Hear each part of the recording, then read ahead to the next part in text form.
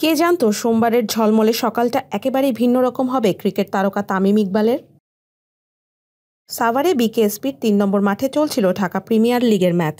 Shinepukur cricket ক্লাবের মুখোমুখি তামিমের মোহামেডান স্পোর্টিং ক্লাব। ম্যাচ শুরুর আগে নির্ধারিত সময়ে টসও করেছিলেন অধিনায়ক, কিন্তু খেলা শুরুর আগেই বুকে ব্যথা অনুভব করেন তামিম। ক্রমেই সে ব্যথা বাড়তে থাকায় ফিল্ডিংয়েই নামতে পারেননি তিনি।